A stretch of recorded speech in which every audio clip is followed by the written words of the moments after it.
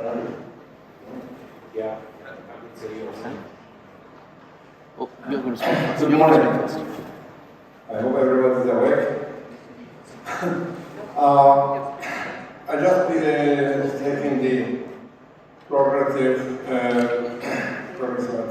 sitting here. I have a question that I'm going to ask. Instead of at the end of the talk of Professor Vaidya, I'm asking at the first.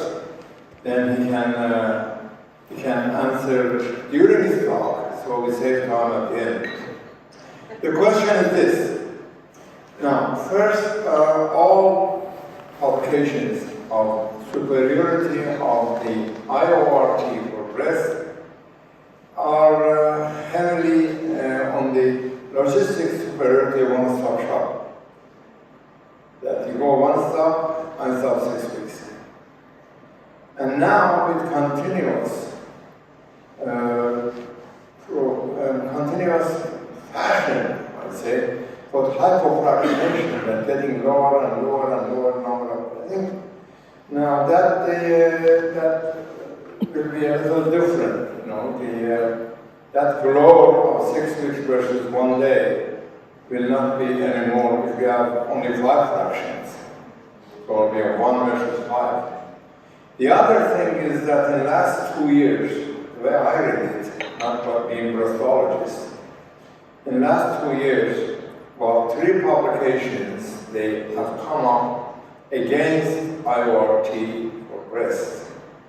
One is a meta-analysis of about 30,000 patients.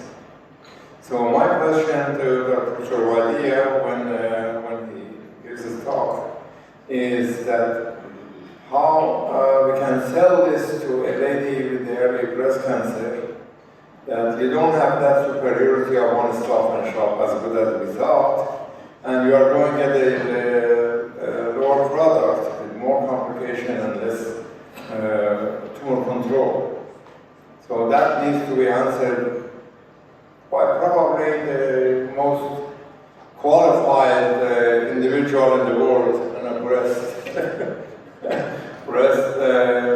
intra. So next speaker, the first speaker, Professor Vaidya, doesn't need to be introduced. And I'll let him start his talk with you on time. Professor Vaidya. Thank you very much. It is a great pleasure to meet everybody after such a long time. And yesterday was lovely, yesterday evening was so good, and I realized that I met Frederik, Elena, and many people for the first time after the publication of this long-awaited paper. I had not realized that because we were speaking on Zoom, but this is really the first time. It felt really quite overwhelming. And to answer the question, I will go through it here, but one can't do a meta-analysis of 30,000 patients when the only trial about it is of 3,000 patients. So that is one problem. And secondly, none of those publications have any root in data, which I will give now. And so one most important thing is the title of the talk gives the answer.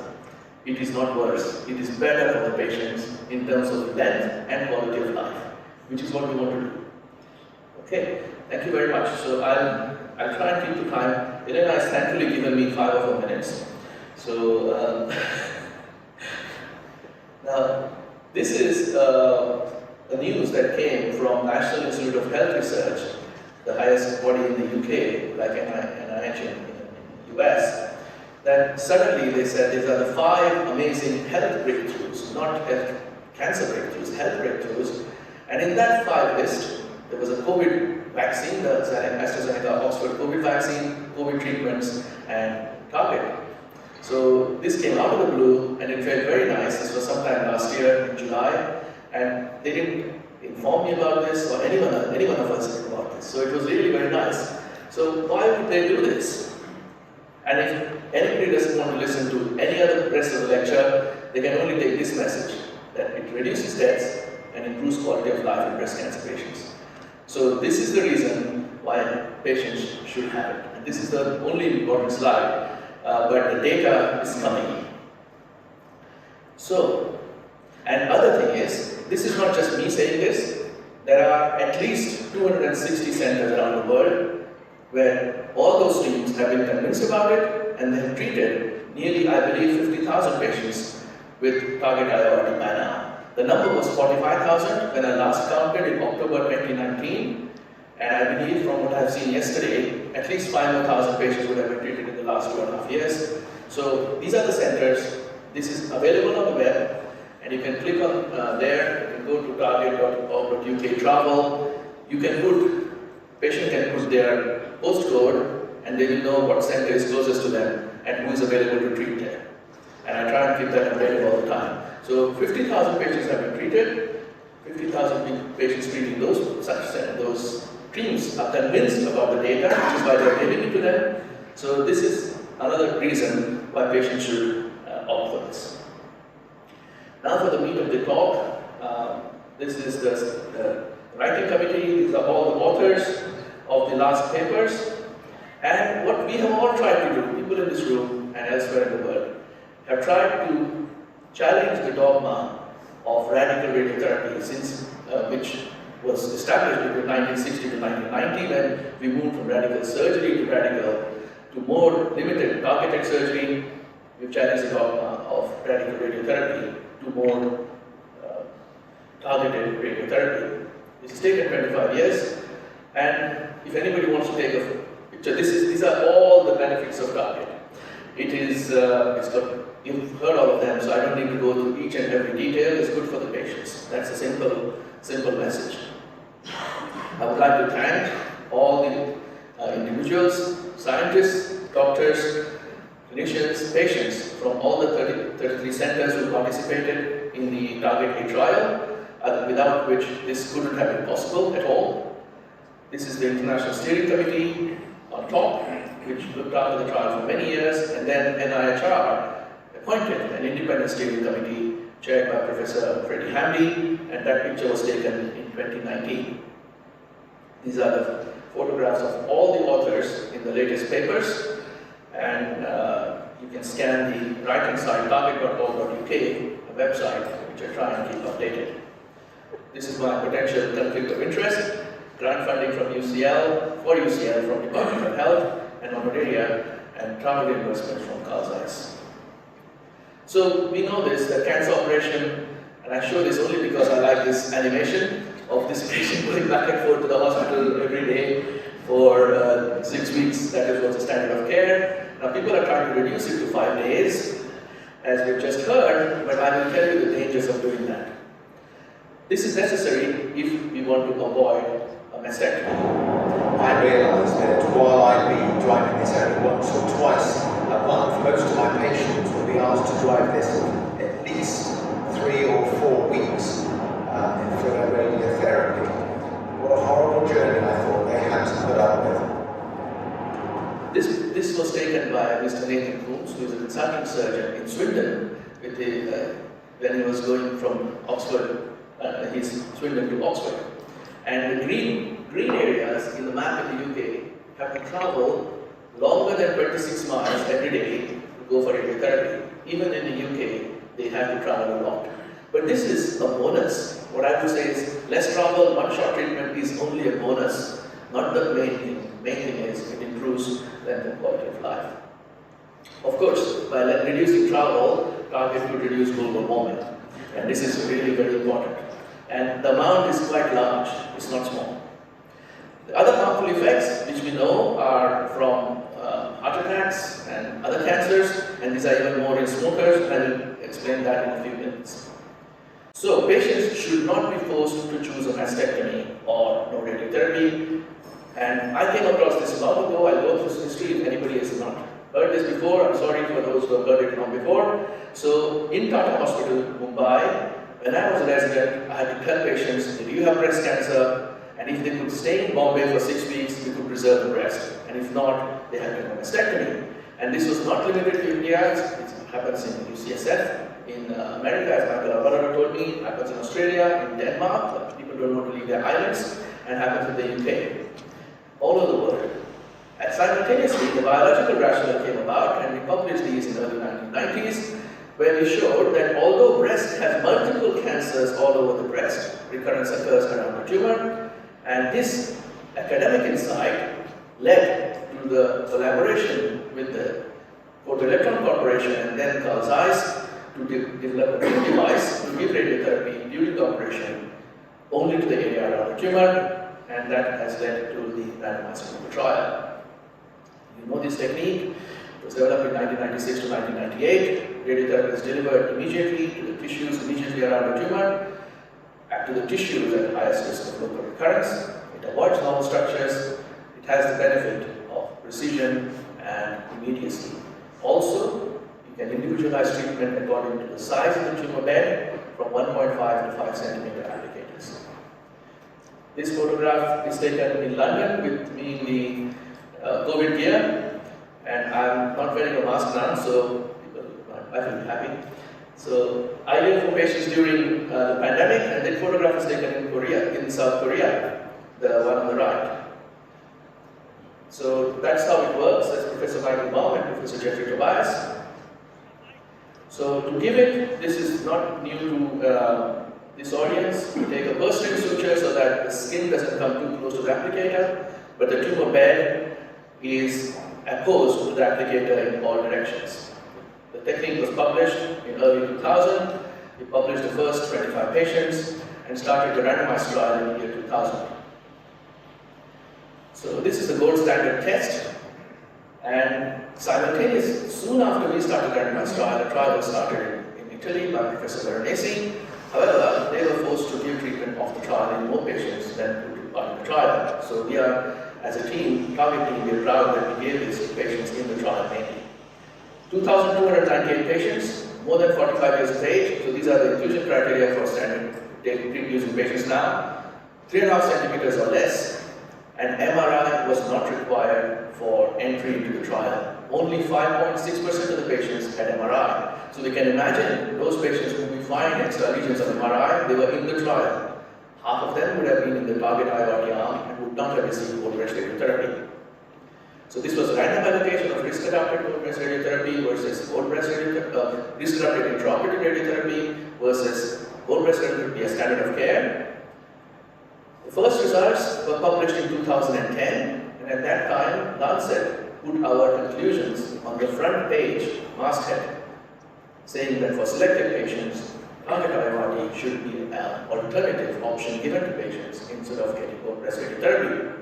When we published the next results in 2013, 12 and 13, this conclusion was confirmed. At that point, we published the first results of survival. While waiting for long-term results, I'm recounting those studies which have shown how other obvious benefits have been confirmed. So, cosmetic outcome is superior with TARGIT IORT. Quality of life is superior with TARGIT IORT. These are data from Germany and from Australia.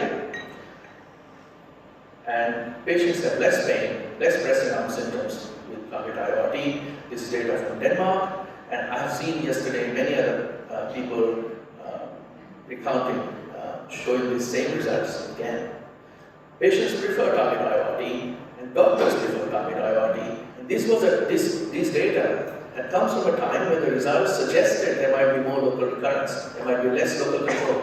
And even then, patients and doctors chose TARGIT IORT, and this is from US and from Australia. Now, as late as March 2021, patients in Kaiser Permanente in the west coast of America asked patients what would they want.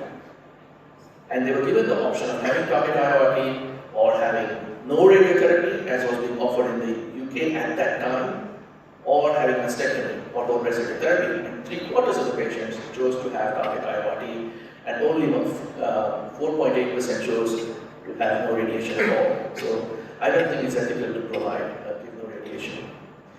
TARGIT is cost saving, and it is cost saving by a lot in the US. And Michael Alvarado showed how $1.4 billion will be saved if TARGIT becomes a standard of care. And I think in the current economic situation, even the best nations in the world need to save money where it is required, particularly when the value given by this treatment is better than the value given by the standard of care. Today, with these data, external beam radiotherapy would not have passed the cost effectiveness analysis and used for standard of care. In the UK, the cost saving is less, but it is still millions of pounds every year, in addition to the environmental and the social costs. And we showed how this is quite large, in several million pounds. The family need to go and take the patient to the hospital, and there is mortality difference. It improves tumor microenvironment, and this paper has been already described yesterday, how there is the proliferative motility and invasiveness stimulation by the Moon fluid is abrogated by TARGIT IORT. So we have better cosmetic outcome, better quality of life, all the benefits, as you can see on the left-hand side and on the publications. What are the long-term outcomes? So for this, we had set the bar for completeness of follow-up really very high. We said that the follow-up is to be considered complete only if 95% patients have at least 5 years follow-up and 90% patients have at least 10-year follow-up or were seen in the last 12 months from the data log. So this was, unless this completion was done to a blinded data set, the data would not be unblinded. And teams all over the world took part in getting this data back to us, and everyone contributed. And this was the center at UCL who helped make this happen. And this is a video of Henrik Freiburg, the place. So we have lost 2 patients. I'm so sorry about that. One has immigrated to Finland and one has immigrated to Bulgaria. Is it not a patient? As out of 534 patients, we have lost 2, and I'm so sorry for that. I'm trying to get data on the lady who immigrated to Finland. I got a phone number, but she don't pick up the phone. But the one who immigrated to Bulgaria, I'm sorry to say, I think I lost her. So you can see how much effort people have put in making this happen. So, as a consequence, TARGIT has the highest number of patients in follow-up compared to all the trials of partial breast irradiation for invasive cancers. The 2 arms, there was no difference, and this is important for the results that A or BMI was no different between the 2 randomized arms, which are important for cardiovascular and other cancer deaths. There was no difference. These are the advantages. So patient is asking now, what is my chance of cancer not coming back in the breast or elsewhere? Now, here I would like to spend 2 minutes to explain this idea about pure local recurrence, because it is at odds with a basic sense check if patients die during follow-up. If nobody died during follow-up, we could have pure local recurrence rate. Example, CALGB trial, that is the survival curve. You can see that 60% patients are alive at 10 years. And this is local recurrence-free survival. So suddenly, if you start looking at local recurrence-free survival, you have 90% patients alive without local recurrence, which doesn't make sense at all. And this is a paper from the EORTC study. This is from this side of the Atlantic. That is a survival curve, which shows that 80% are alive at 10 years. But if you look at the local failure, even the worst case scenario is 10%. That means 90% people need to be alive without local recurrence. So this is an anomaly. We cannot plot local recurrence when patients die during follow-up, because for plotting a Kaplan-Meier plot, you cannot censor patients when that censoring is informative or unequal. So if you do that, you get this anomaly where you suddenly find patients are alive out of nowhere, and we cannot even estimate what would have happened to them in 10 years because we really don't know what happens to them. And if you start putting assumptions, that is not real data. So therefore, local control is the chance of living without the cancer coming back in the breast. For that, deaths cannot be censored. Okay, so if patients die during follow-up, estimate of local control is given by the chance of remaining alive without local recurrence. That is local recurrence survival. When it is in the long term, this is really more important when it is compared to the short term. We published 5-year data because fewer people died, and that we had said long ago was the primary endpoint, so we published that.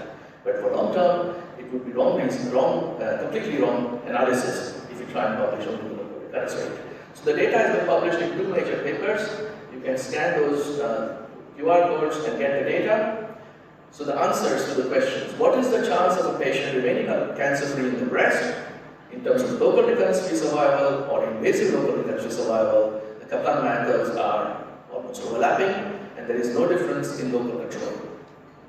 What is the chance of me preserving the breast? So that is given by mastectomy-free survival. Even here, there is no difference at all. If at all, then maybe slightly the curve for target is slightly better. You see distant disease-free survival, no difference in distant disease-free survival between target and IORT. And local control according to treatment received. So these are patients who received target plus external beam radiotherapy as a supplement, those who did not receive this, and EBRT.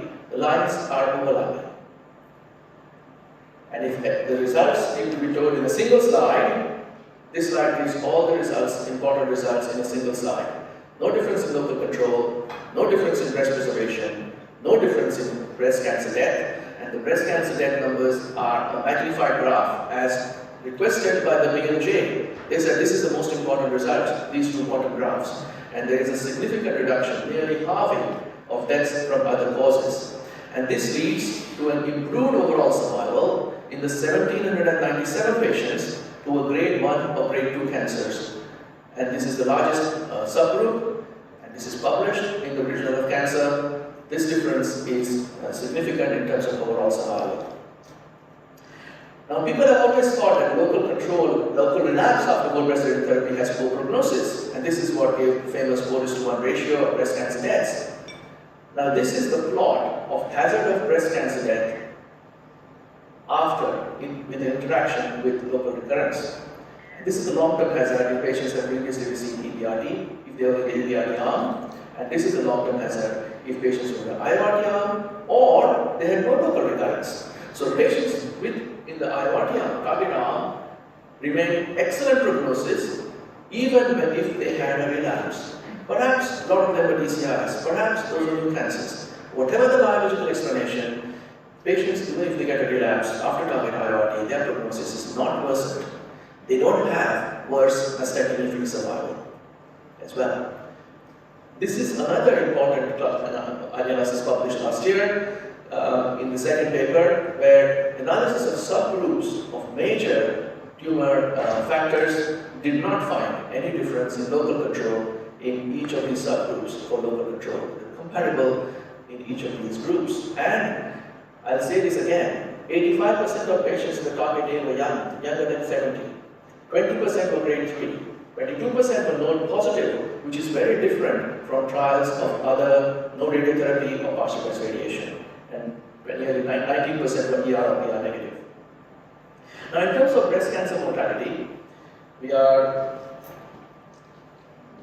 seen this, and the reduction in non-breast cancer mortality is not a surprise because of harms which can be caused in rare instances, but enough numbers to cause by scattered irradiation. And this is much more in smokers. So 23% of smokers will die from heart attacks or lung cancer at the end of 30 years of follow-up. This is a 6% increase, and external beam radiotherapy for early breast cancer would never compensate for the 6% increase mortality by improving survival. For that, they would need to improve local recurrence control by 24%. So I think it is unethical to not offer target IORT to eligible patients if they are smokers. And this paper is from EBCTCG. Is there any other reason? And we talked about this last time. So let us put this about on one side. Remember that patients in target also got EBRT sometime, part-time. So those who did not get external radiotherapy, the reason for the difference in non-breast cancer mortality was traditional avoidance of external radiotherapy. Yes, that was true. But does giving target IORT reduce non-breast cancer mortality, which is where the scopal effect might come in on not just non-breast cancer deaths. So it does reduce it even when target is given, and this will be answered in the randomized target-B trial. So in both ways, it does reduce non-breast cancer mortality. Now, overall survival, as we've seen, overall survival in the subgroups was no different apart from grade 1 and 2, where the difference was significant and substantial. In grade 3, there was no difference in the two treatment arms at all. So grade 3 is not a contraindication to give target IORT at all. No difference in long-term follow-up. And there was an overall mortality reduction from 10%, from 15% to 10%, 10.5%, and unchanged in the large 443 patients who are grade 3. And this gain is not dissimilar to gain by trastuzumab. When the risk of mortality is 15%, trastuzumab reduces by about 5%. And in those patients, this is similar to TARGIT-A, and in the good prognosis patients, it is exactly the same benefit, and trastuzumab harms the heart and is really very expensive. So the new insights are that most patients can receive it who are eligible for TARGIT-A. There is improved survival, and you can go on this website to add IORT. So this can help you decide which patients receive target IORT, EBRT after IORT in the TARGIT-A trial, and that gives an estimate of how you might treat your own patients. And I've said how not all recurrences are the same, and deaths are that could be probably called Lamb-Stoker effect. So this new result confirmed previous results and new data, and they are published recently. Please have a look at these papers. So this made headlines about the fold in the Times. And we didn't know he was going to be the president, but we shared it with the US president. I have said before how TARGIT-A has substantial high-risk population. Over 400, nearly 500 patients in high-risk groups. This is different. So this makes it more generalizable to our clinic patients. Is no radiotherapy a good idea? This is PRIME 2 trial where 9.8% patients got local recurrence at 10 years. And breast cancer deaths seem to be higher. And that's really the reason why any benefit of avoiding external beam radiotherapy might have been nullified if you don't give target IORT. And this follows the 1:4 rule here. Patients want, as I've said before, target IORT. And is the 5-day regimen, as was brought up earlier, good enough? Now this is a backward step, radiating the whole breast. They had higher toxicity, hardened the breast in about a quarter of patients, by both physical assessment by physicians as well as by patients. So, and there is brachytherapy. We should show this photograph to people to see whether they really want this. And all external beam partial breast irradiation trials, whatever they have reported worse cosmetic outcome apart from the small Florence trial. And we've got better cosmetic outcomes. You can read these comparisons in this paper in BJC last year. And this table is there. This was in the Red Journal, how it is better for the patients. And this is in the Nature Reviews Clinical Oncology. There is data from around the world, this is from Europe, France. This is from China, comparing a cohort study. This is from Russia. This is from, again, France, 676 patients. And this is from Lena, from Germany, and from 4 different centers in the countries in Europe, giving same results as TARGIT-A. ELIOT is different from TARGIT and does involve a lot of tissue resection, and that may be the reason why they got worse outcome. TARGIT can be done during oncoplastic surgery so that you give radiation to the right place at the right time, and this also is data from Germany. So we first presented this data in San Antonio, and we have been meeting here. These are photographs from 2013, 14, 15, 16, 16, and that was in the Far East. And this is in 2018, 2019, and this is the last time we had met in New Orleans before the pandemic. And I've said how around the world people are using this. In the UK, there has been a lot of publicity about this anyway. And NICE gave approval in 2018. Australian NICE gave approval in 2015. During the pandemic, most centers are using this. In the UK, it is the law, but even then, we are having a difficult. NICE is going to review the guidelines, and I'm hopeful that that will make it much more useful in the UK. And now this is the problem which people might face. It challenges the dogma and the biology, what we have known about radiology, radiotherapy, and depending on your perspective, intraoperative radiation is either a very serious threat or a quantum leap forward. These are not my words, the words of Dr. Anthony Zeitman, the chief editor of the Red Journal. But there will be no downside if treatment is given according to value. I've been talking about TARGIT-A, and the last few slides I'll give reason for doing TARGIT-B, where this was already presented by Hines Christian, saying that how it would be improving survival. This trial is currently recruiting. We have gone beyond 1,600 patients, and this is comparing target boost versus external beam boost. And many centers are participating, 38 centers, and all over the world. So these are the conclusions. It is better for patients, in one word.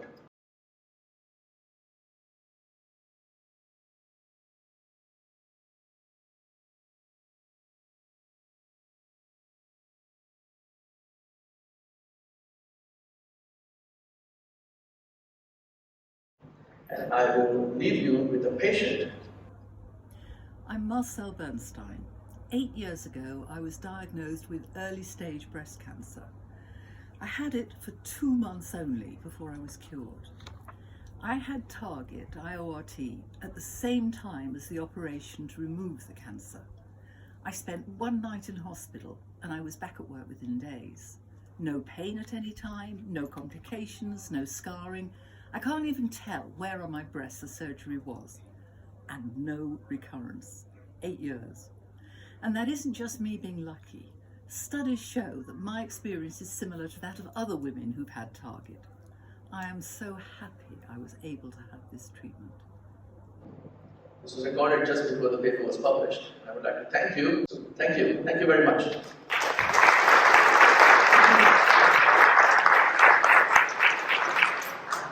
Well, thank you, Jay, for this firework of data. Are there questions to Professor Vaidya? Please, yes. Move to the microphone. If in the pharmacology there is micrometastasis, what do you recommend? Sorry, do you propose? if the final pathology shows what? Micrometastasis in lymph nodes. Lymph nodes. Well, the protocol says that if there is massive involvement of lymph nodes, then you could add external beam radiotherapy. Okay, micrometastasis you do nothing. And even though that is what the case, only about 60% of patients who had positive lymph nodes in the targeted trial received external beam. So 40% of positive nodes did not receive external beam, and they didn't get local recurrence. So that is not a contraindication really. Okay, thank you. Okay. Probably you also can comment on the practical consequences of positive margins. Yes. So positive margins by protocol, patients needed to go back and have a re-excision of margins. And in the protocol, 1 millimeter margin was considered as positive, and I believe if that is ink on margin now, I don't think it's a problem. But if you're going to go back, otherwise, if you're not given IOT, you would go back and remove re-excision. And because positive margin was an indicator of poorer prognosis, we had said in the protocol that they should receive more breast radiotherapy. However, again, individual people decided what they were doing in multiple meetings. In Germany, 30% of patients had whole breast radiotherapy for 1 centimeter, with less than 1 centimeter margins in the early part of the trial, whereas in overall, this was only 20%, not less than 10% patients had because of margins. And among those with positive margin, again, only about 60% of patients received whole breast radiotherapy. And these results are despite that. So that's what it is. And Professor Pedro-Lara has explained how such a high dose is given at the margin. And we know that that might not be of value even if the margins are positive. Yeah. Good. I don't see any further questions. So thank you. The proof is in the pudding and the data is there. So thank you very much. Thank you very much. It wouldn't have been possible without your help. Good. My earlier question was not my opinion. I was just saying that there was advocates from opposite groups. Yes, indeed. And thank you for a good answer. Thank you very much.